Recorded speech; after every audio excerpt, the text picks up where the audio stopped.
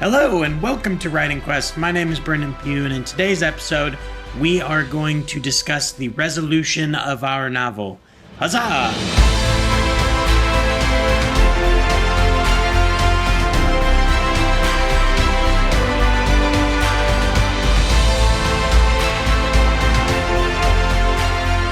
Okie dokie. So in today's episode, we're talking about the resolution, what it is, and what we're going to do for our novel. So this video is not going to be super long because it's not a huge part of the story, but it is a vital part of the story, and it's especially vital for series. Basically what the resolution is, it's after the battle, it's after the final battle, and it's after the climactic, victory moment, and the battle is over, they've won or lost or whatever's supposed to happen, and the resolution is supposed to basically wrap up the rest of the story, wrap up any loose ends, give any information that needs to be given, connect any dots that need to be connected, and then ultimately set you up to go into the next story or to finish the book altogether. So if it's a single book, then it needs to be the actual ending that wraps up the story.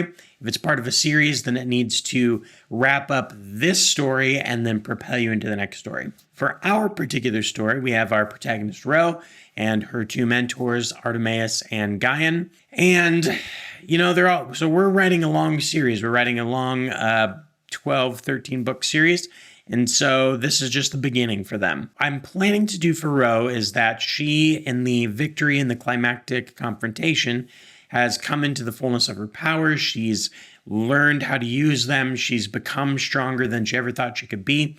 And now she's finally going to discover and meet the Evertree right at the end of the book. So she's saved everyone. She's protected everyone. And now she's going to go before the Evertree and kind of start figuring out what this thing is. She's going to learn that the Evertree's been talking to her the whole time, and that's who's been giving her the visions and all that kind of stuff throughout the whole story. And then she's going to finally learn that this is a real thing, and it's a real thing that she's kind of been thrust into. And then ultimately what she's going to learn is that the Evertree is sick and that there's a problem. And so that's going to be the big kind of moment for her, that we've wrapped up this book, but that's kind of pushing us into the rest of the story. As it pertains to Artemis and Guyan, they're going to be in a little bit of a stasis mode, but we're going to kind of propel their stories for the rest of the series to where Artemis is going to kind of keep tumbling down the dark path that he's on. He's going to be kind of feeling very lost, thinking he's going on the right path, but not really sure.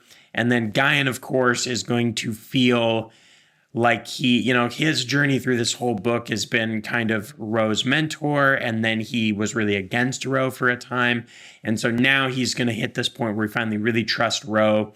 He's probably coming around to the idea of her having magical powers, even though he kind of distrusts that. And he's going to be so they're going to kind of switch. So in the beginning of the book, Artemis was definitely the better mentor for Ro, and Guyan was a little more hesitant. And then now they've kind of switched roles, and Ro's going to know that. She's going to kind of feel that. But Artemis is going to have really struggled with some real tragedy throughout the book.